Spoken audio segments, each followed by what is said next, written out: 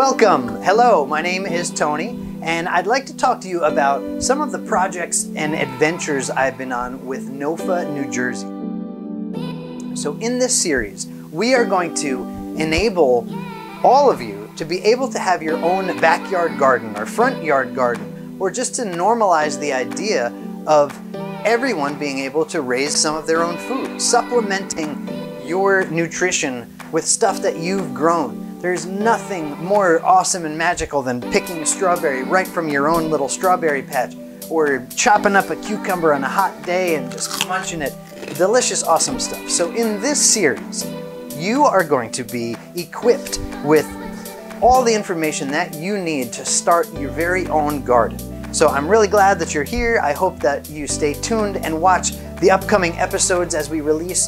This first episode will be more about bed prep and how to get your garden prepared and how to choose the right spot for your garden, or how to make do with the spot you've got for your garden. Through the season, we'll get to how to maintain and weed, how to harvest, how to water, and so on. So glad you're here. I hope that you have a wonderful time, and I'm thankful that you're watching. My name is Nate Kleinman. I'm the co-director of the Experimental Farm Network. We're a nonprofit based in Philadelphia. I'm a farmer in southern New Jersey, Salem County, in the town of Elmer. I'm here also as one of the co-founders of the Cooperative Gardens Commission, which we started at the beginning of the pandemic. And here is the Drumthwacket. Can you say that again?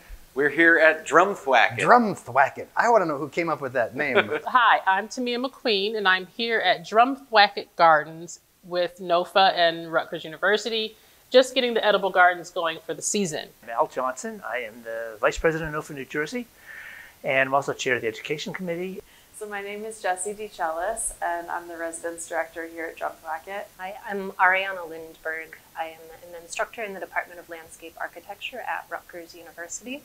Hi, I'm Robin Brenner. I am the Executive Director of the Drumthwacket Foundation. The foundation is the nonprofit, nonpartisan arm of Drumthwacket, and we take care of the property, which is a nationally landmarked historic site.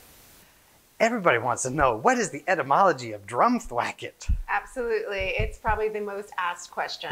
So Drumthwacket was built by Governor Olden, Charles Smith Olden, and he was of Scottish descent. And we believe that it's a Scottish Gaelic word meaning to beat the drum or wooded hill.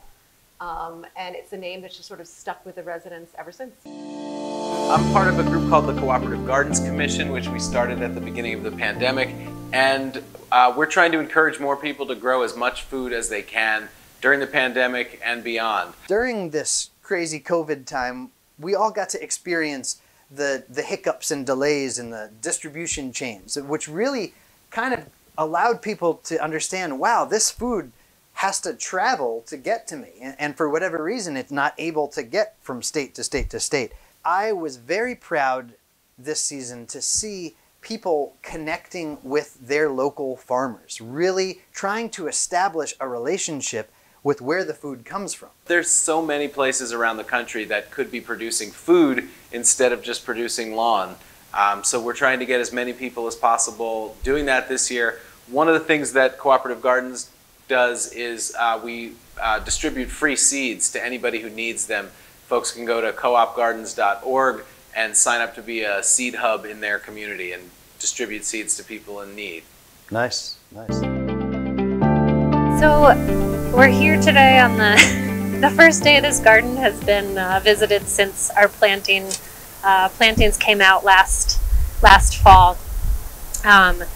When we approached it last fall, it was late season, and so the plantings were kind of a little bit disorganized when we installed them, and so this season we're going to go about it with a bit more organization, and also in terms of what the chef is really hoping to use for the events here at Drumthwacket. We didn't do any real kind of cover cropping last season. As you can tell, the soil is pretty it's pretty nice soil for veggie gardening, a high sand content. Things did grow really well without much in the way of amendments. So today, I think, first what we want to do is turn over the soil, rake out all the weeds. We do have some additional soil that we can put down, and then we're going to mark out these beds for planting so that we can really kind of maximize production for the chef to use. So I think it probably makes sense to kind of work our way this way. We have a little bit of transplanting to do with the perennial herbs that came back. But I think, this season it'll be important to really kind of maximize the limited space that we have. So in terms of what's your favorite weeding bed prep method? Al, tell me. Sure. Yeah, if I were to look at this, I'd say it's pretty typical of a garden in the spring, particularly if you're in a community plot where it may be your first year in there, somebody else had it the year before. You're going to find a lot of weeds. If you're lucky, actually, you'll find a lot, a nice winter cover crop, but that apparently didn't get established last year. And I know that last year was fall. There was some dry spells, which weren't really good for planting that cover crop. But if I were to look at this, I say I got two things I would address first. One is you got to do something with those weeds, and there's two options. One is I could use my hoe and chop them into the soil, and they would break down eventually and provide some fertility. But we're planning on planting fairly soon. So I'm thinking that I would probably go over those, hoe them out, and I'll show you a couple ways to do that before I did anything else. And they haven't really, a couple exceptions, they haven't really produced seed yet. So they're still really a good source of compost. If they had seed, particularly if it's a mature seed, I would be a little less likely to throw them on the compost pile. So that's number one. And number two is, this whole area is considered a bed. It's actually got sides on it. You can see about a foot down. But I consider each one of these planting areas to be a bed in itself, a raised bed. And when you think of a raised bed, you don't have to have wooden sides. It's like, that's a big cost. And it's certainly nothing wrong with them, particularly if you've got an area where you need to build up the soil because of some kind of long-term contamination. But the second thing I would do after I dealt with the weeds is to make a pathway. And remember, you don't need the soil in the pathway to plant. So I always, and I'll demonstrate that in a minute, but I always make a pathway by digging a little trench and throwing that up on the bed, because that's perfectly good soil, and there's no sense in walking on your perfectly good soil. And there are advantages of having that raised bed in there too. So. Yep. Now, what are those advantages, Al? What's that? What are those advantages? Well, first of all, the raised bed will kind of it warms a little bit faster in the spring because it's got that side that can warm up as well as the top of the soil. And then the other is you don't tend to get puddling in raised beds. You just have if any excess water is going to go to the pathway. And again, we're not planting on the pathway. So if I were to attack those weeds, I'll show you what probably most of you would have access to is going to be a hoe. These are not that expensive. They're available at all gardening supply stores. And it's not the best tool for doing this, but it's not bad. And I don't really have to dig deep. As a matter of fact, I'm going to try not to dig deep for a number of reasons, but I can go a few inches down, and I'm basically trying to get the roots out. And I'm going to come back later and just rake those out. Again, if I wasn't going to plant this for a while, I can also chop them into the soil. This is really sandy soil, so this is not hard. But the fact that we're going to plant this right away, I want to get rid of those because the fact that they're breaking down in the soil, they're going to take nitrogen away from the plants. The bacteria that will decompose these needs that nitrogen. Our plants need that nitrogen, so you get a competition in there that's it's not to our benefit. So there are better tools to do that with. This is a type of shuffle hoe, and you can see it's like a blade. There are other shuffle hoes that you've probably seen them. They're stirrup looks like a horse syrup because I can even step in it like that. And I don't think we have any here today, do we? No, we don't have any. But the idea with these is I'm standing up straight. This blade is flat on the surface, almost flat on the surface of the soil. So when I drag it through, I'm not digging it into the soil, which is hard on my back. I'm dragging it on the surface of the soil and dragging those roots right out. Now this particular, a lot of these weeds in here are, there's some chickweed, and they tend to have very fibrous roots. So you might have to dig down a little bit more than I would normally want to dig down. And one of the reasons I'm not trying to disturb the soil too much is because this is really pretty nice soil. And you don't really need to turn it over every year. It's work, but the fact that it is nice soil, if I dig a little bit out, and you can see some of that darker organic matter is probably left over from last year's compost, but it actually breaks apart, and you can almost see pea-size, what I call pea-size bits of soil in there. And those are basically what we call the aggregation of the soil. Creates air pockets. And if I was to go through here with a rototiller, it'll break a lot of those up. So that would tend to compact the soil more. I want those little pea-sized aggregates in there because that's what your water is going to go through, filter in through. That's what your roots are going to grow through. And you know, it's just a long-term benefit for the soil that you want to try to disturb it as little as possible. Now, if this was sod, first-time garden, I'd be doing a whole different thing. But it's not. It's been gardened before, and so basically, I'm just going to try to get rid of these weeds. If I can add, sure. One of the things that I would say is that, you know, the beauty of these weeds is that they're pretty shallow rooted. Yeah. So if you're starting in a garden for the first time that hasn't been planted, and you're trying to pull out something that has a deeper taproot, or or plant that has been put in, where you're trying to pull out something a bit deeper, then you really don't want to leave those plants in the ground because they'll come back. So you want to make sure that that might be something that you have to take a deep shovel to, or you might dig out with a hand trowel, in order to sort of keep those from coming back. Especially, like Al said, if you're planting in it straight away, you want to make sure that you're not having some deep root in there that you're going to have to turn around and take out in the middle of your vegetable plants in your garden. Yeah, some of these spring weeds, that soil is sticking together because the roots are holding it there. Yeah. That's the roots you're talking about, and they're really fibrous. I'd like to actually leave those in the soil, it'd be good for the soil, but if I did, it would create a problem later on. So there's a decision you have to make. Do I knock all that soil off before I take it to the compost pile, or bring it to the compost pile? It's good. Yeah. It'll make good compost. Because you hate to get rid of it, don't you? Yeah, you need to get rid of it though. Yeah. Well, there we go. So you can see these are grubs. You want worms. You don't want these characters, because they actually eat the roots of your plants and grass. And so quite often, if you do have a lawn, if you have grubs, you'll be able to just peel the lawn back. And with your vegetable plants, we're going to take these guys and chuck them out. They can actually damage your plant from the bottom up. So we're just going to take them and just chuck them out. The birds will thank you.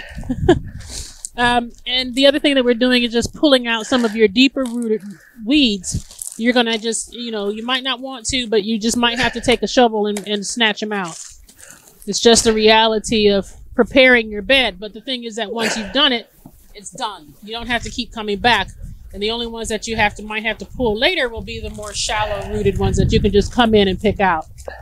But you want to get anything with this kind of really serious rooting out, because it'll haunt you. You'll fill your beds up with good quality compost or soil, or top them up and give them wonderful fertile ground to keep coming back if you don't get them out.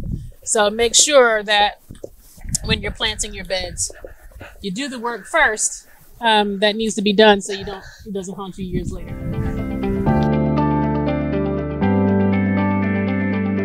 I'm going gonna start making my bed now first by making my pathway. And again, I don't need that soil in the pathway. And there's a lot of advantages to having it on where my plants are gonna grow. And this can be a permanent pathway too. You gotta make it wide enough for yourself. I would recommend at least 18 inches. If you have kids or you're in a public area, you might want it a little wider, maybe 2 foot. And you notice I'm always working from the side of the bed. I don't even want to step on my beds. Yeah, you can see the worms in there. So it makes, that's a good point of, this is really good soil in here. I don't want to use it just to walk on. I want to use it to grow some of my seedlings. And I can go, if I got really good soil, I can go a little bit deeper, but it's really up to you. Any kind of shovel will work, doesn't really matter. One of the hardest things is making a straight line. Every once in a while, I'll have to step back and say, yeah, looks good, just keep going.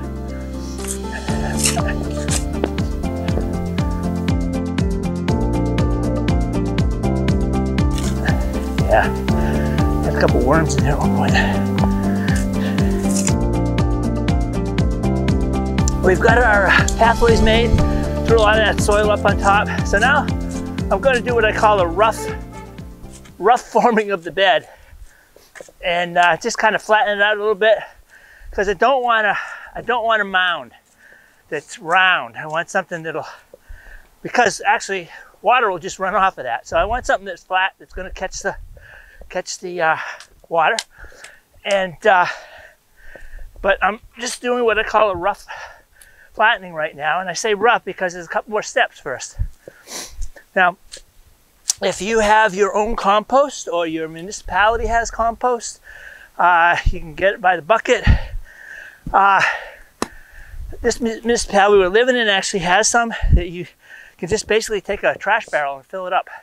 And I spread a light sprinkling on the top.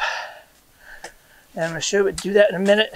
Now, if you don't have access to compost, you can buy it at a lot of garden supply stores. This one happens to be a leaf compost, but you can get things made of mushroom soil. They may have dehydrated manure, and I wouldn't use that in the spring. If you're applying this in the fall for the next year, that's all right, but it's not very well broken down. So there's two reasons you wouldn't want to use that, is because it's got to break down in the soil before it's available to the plants, number one. And number two, when anything that's going through the composting process is completed, it's a lot less volume. So you're paying for the volume of cow manure, and it's not nearly the nutrient value you would have in a finished compost.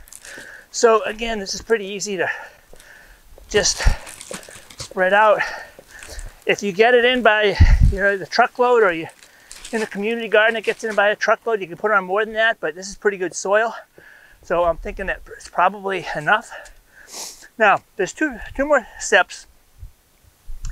I'm going to rake that in a little bit, and you don't have to dig it in. You've heard of, there's such a thing as double digging a bed, and that can be done, it's okay.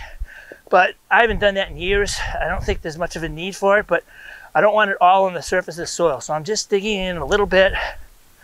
And this is a really good tool for doing that, just a regular garden rake.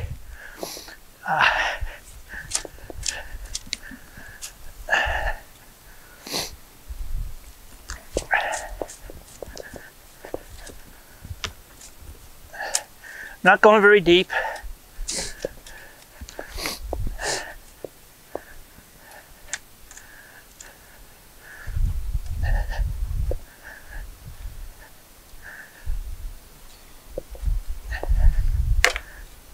Okay, so 2 more steps. If you're working with fairly tight soil, you might want to loosen it up a little bit. There's a tool, it's called a broad fork, that probably a lot of garden supply or seed companies have. I know Johnny's sells a version. Usually I don't see those in local garden supply stores. But I don't have one. I've never had one, even though I do always grow in beds. But I do have this digging fork. And this one happens to be a Smith & Hawken. It's a really high quality. If you have really tight soil, you can bend the tines. I've done a little bit of that, but it's pretty good. And so, again, if your soil's tight, I just basically will go down just to loosen it up a little bit. Make sure those roots will be able to infiltrate. And this broad fork will be, you can get broad forks to the whole width of the bed. So, it saves you time, but I don't know, they probably cost $100. So it's just not, with a fork as good as the one I have, I've never seen a reason to buy one. And this is the fairly sandy soil we're working with, so it may not actually need it, but it never hurts. If you got an extra 5 minutes, 10 minutes. Yeah, sometimes it comes out in chunks like that and I go back and I just hit it, kind of breaks it apart.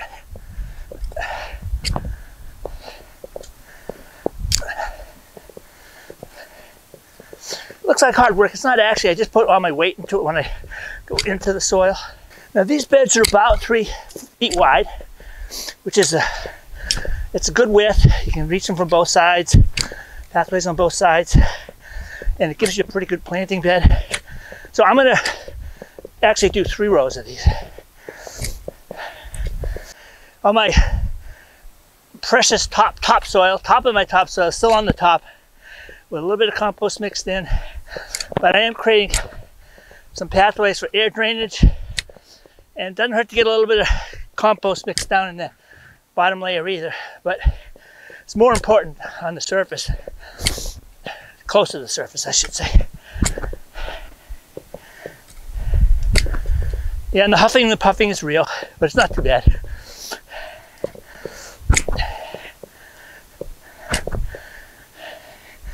Now I'm getting in a little bit heavier soil. It's kicking together a little bit. So I'm glad I did it. I probably would have really needed it down this end.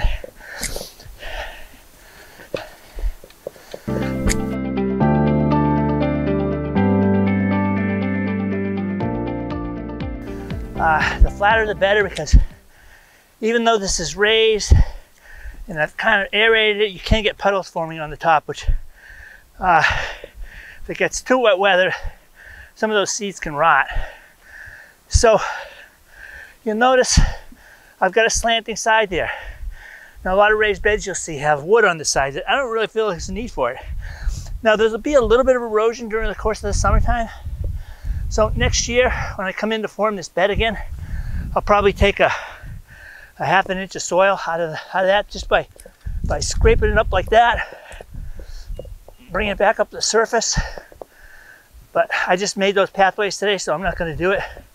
But you can see you can use both sides of your rake, an essential tool, to make a flat bed. And depends upon what we're going to plant. We can get probably 2 staggered rows of tomatoes. We can get probably 3 staggered rows of lettuce, carrots, and some of the greens I think we're going to plant today are probably going to be 5 or 6 rows. And the reason I want to show you this now, even though we haven't planted, is this is how I decide how far apart to put my rows. The seeds we'll be putting in this first bed are pretty fine, so we want to make sure that this top layer is pretty well prepared. Yep. You got it. I'm gonna go grab my So backpack. right now, just especially, if you're doing transplants, having a rough bed is totally fine. But we're gonna be putting in a greens mix, so a baby kale, kind of kale salad, mustard mix, and radishes. And those seeds are pretty itty bitty, so we want to have kind of a nice fine surface layer. They're going to have a very shallow planting. Kind of rule of thumb, planting depth is dependent on seed size. So the smaller the seed, the shallower the planting. In a moment I can show you those seed sizes, but we'll kind of quickly try to go over this bed so that we can start putting in some rows of the radish and greens mix. So in this second bed, we're going to need to put in trellising for the peas. So we'll do a double row of peas. One will be the snap peas, one will be snow peas. We don't have the trellis material with us today, but we'll mark it out with these bamboo so we can keep a straight line, and a double planting, so on either side of the string, and then the peas will grow up. Pea seeds will be planted about somewhere between 1/2 inch and 1 inch. So I'm just doing a kind of a marker along here that we can plant in. And again, like I said, we will have trellis material set up after the seeding is done. But just to give us a sense of where these seeds will be so we can have a somewhat straight row.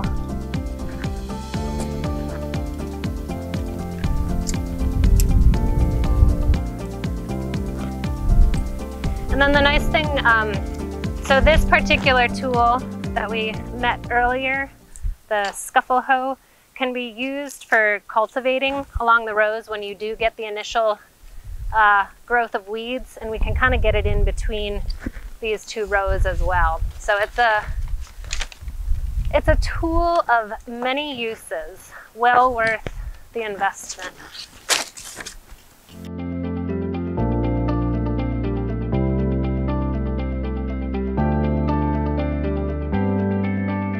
So we're seeding these on the close side. They'll have 2 sides to grow up the trellis. And so we're putting them just about 1 inch apart, and that'll also, if we have any failure of germination, also ensure that we still get some good growth. So. And if there are too many, you can always eat the pea shoots and thin out your crop.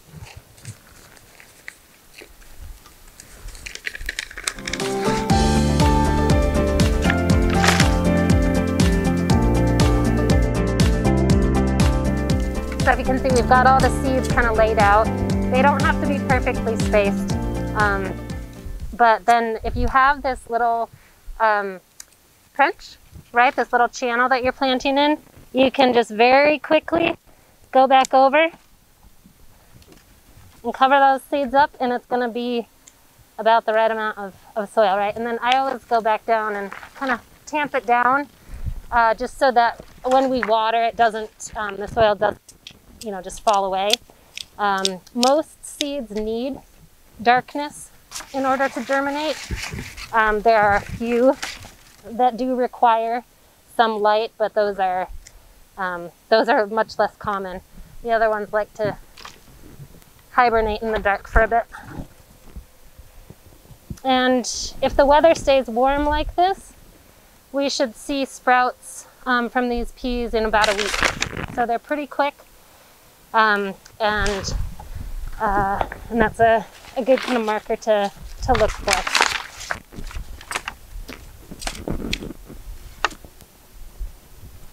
So now that this first bed is prepped, so we have a finer top layer for seeding these small seeds, we're going to start out with 3 rows and probably leave room for a 4th one that we can seed in another week or week and a half, so that we have kind of a succession planting going.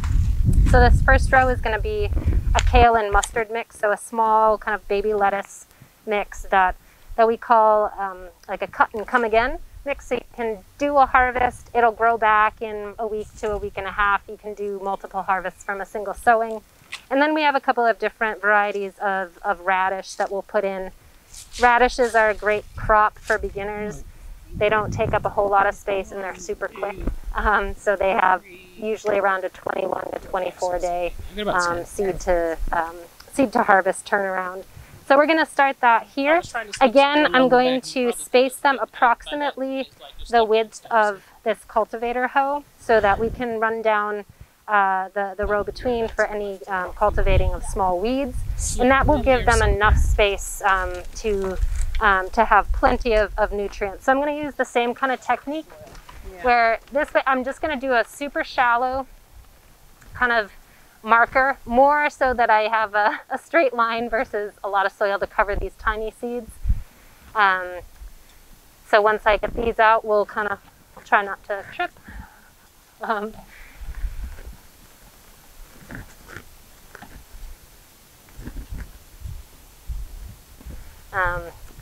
And we're putting the greens on the outside, because those you'll need to get a little bit closer to harvest versus on the inside. And the radishes, since you pull those right out of the ground, those can be in the middle, and we can kind of reach over the greens and harvest those.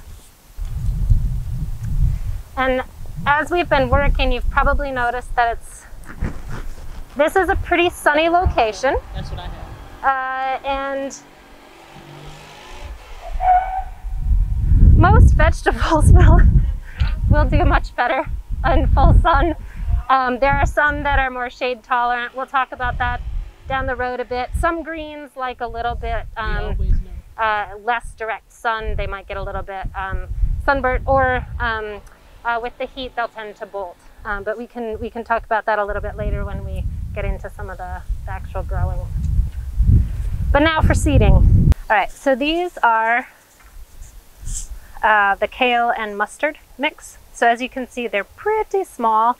We're gonna use a technique that's, I call it the sprinkling technique. So I'm not actually gonna be spacing them particularly, but I am gonna keep them in this nice row versus like a broadcast seeding, which you can also do with greens like this. But for this, I'm just gonna, as I go down the row, kind of, what I'm doing, I have the seeds between my fingers and I'm just kind of rolling them like this as I move. And so that kind of allows the seeds to fall somewhat regularly. Something else we're supposed to be, what else are we doing today? And again, these can be quite close together because they're going to be harvested when they're young, and they're quick. They don't need much in the way of space. My husband and daughter are not going to get everybody fed. So for covering these, the mustard and kale seeds that are now in here, again, it's a very shallow trench, and I'm just going to gently kind of cover them up so that they do have some soil coverage, but not, you really don't want more than about 1/4 of an inch. And these will, if you do just sprinkle them on the surface and keep that surface moist, they don't necessarily need to be fully buried in order to germinate. So if you use that broadcast sowing and just kind of sprinkle them out, they should do just fine. So radishes, give you a look. You can see these seeds are a little bit bigger. We're still going to space them pretty close together. You can always thin these out if they're too close. One thing, some seed companies will tell you what the germination rate is. Radishes in general tend to have a really good germination rate. But again, I'm going to use a similar sprinkling technique and try to get them about 2 inches apart. Again, if you drop more than one seed in that 2 inches, don't fret.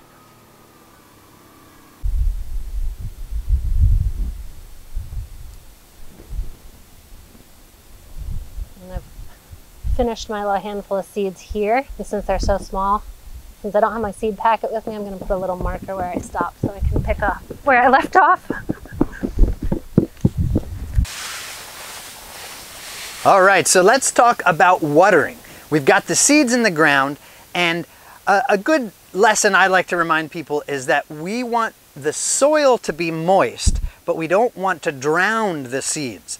A lot of people will just add water, which sometimes is actually counterproductive, because when these seeds and the plants are just soaked, they can't grow, they can't do what they need, they can't get that oxygen CO2 exchange in effect. So one of the things I like to do is I'll take my finger and stick it in the soil, and if it feels like a sloppy wet sponge, you definitely went too much. But if it feels moist, then you're probably just at the right amount.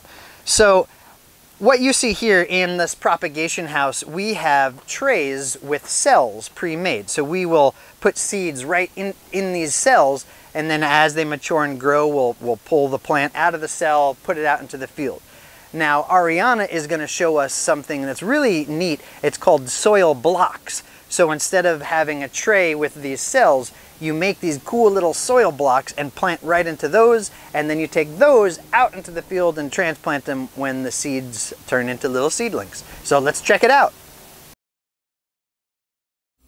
So the recipe that we are using calls for 3 parts peat or coir. We're going to be using coir, which is a coconut peat fiber.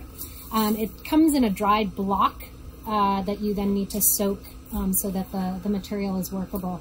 So I've already soaked the peat moss and measured out 3 parts of the coir peat. And then we're going to be using, today we're going to be using vermiculite. You can also use perlite. So we have our organic vermiculite. It calls for 2 parts of the vermiculite and then 3 parts of a composted potting soil or compost and potting soil mix. So you can use any kind of container depending on the quantity you want to mix up. I'm using this handy pot from McGee's barn. So here's our 1 part vermiculite. With the dust for vermiculite, it is good to use a mask, just so you don't inhale any of the dust particles. And then I'm going to measure out 3 parts of the compost potting soil. So here we have from the Vermont Compost Company, but you can really use any number of brands for this. But of course, we recommend a good organic supplier.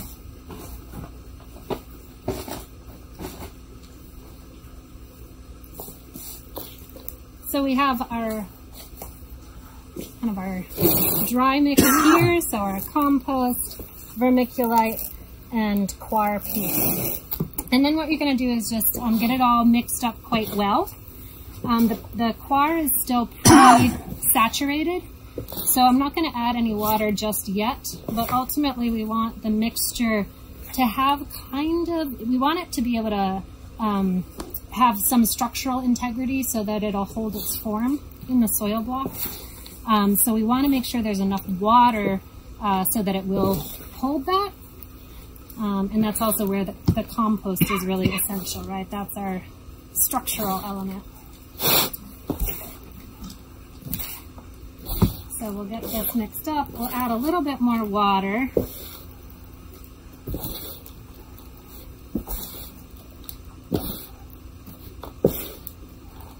Somebody once told me you want it kind of the consistency of like a really thick peanut butter. So I think that might be a little thin. So add just a little bit of water. Again, kind of a little bit at a time so that it doesn't get too soggy.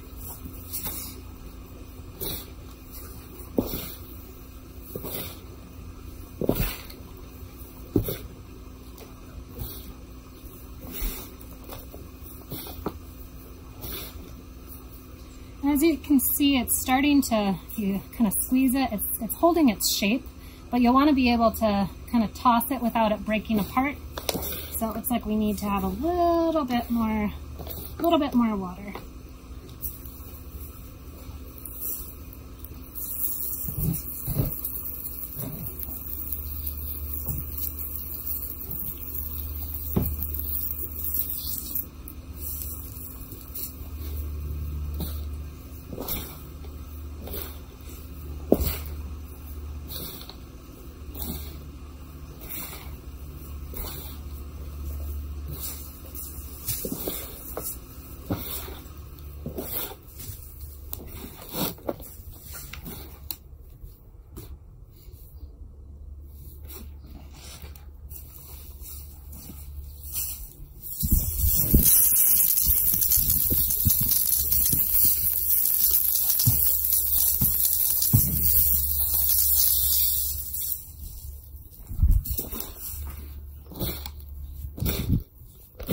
And then we'll do a little test to see if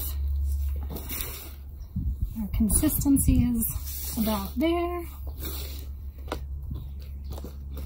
And it's nice to have a mixing container like this that has a wide base versus working in a bucket, though in a pinch, a bucket works just fine. So we're going to be using these soil blockers. They are available from a number of suppliers, I think initially developed by Elliott Coleman. So we're going to press the soil blocker firmly into our mix. So you can see I'm gonna smooth off the bottom, and then I'm gonna have a tray ready.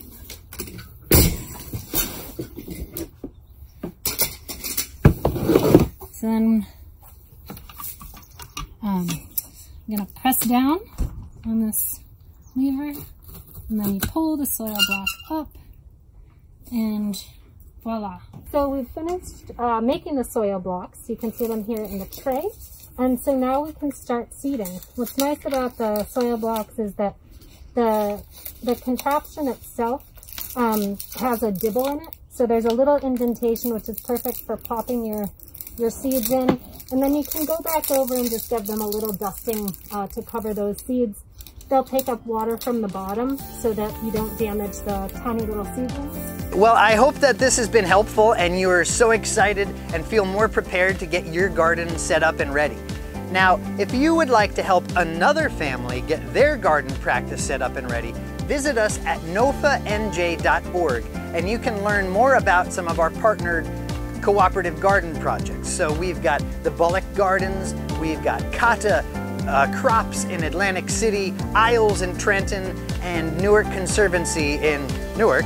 And just by donating $50, you will help a family get the seeds and the garden plot and someone to stand by and help educate them to enable that family to grow their own food.